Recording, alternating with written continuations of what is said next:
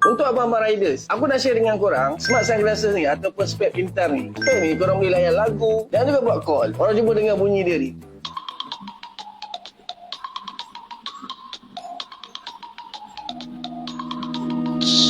Hari kan? Ini adalah Smart Bluetooth Glasses QSG01 dari Marvel.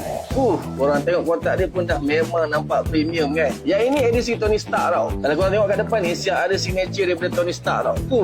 Dan barang ni korang jangan risau tau. Memang barang nyata original daripada Marvel. Dan kalau korang perasan kat belakang ni, dia ada hologram license daripada Marvel ni. Dan ini dia Smart Bluetooth Glasses yang cantik ni.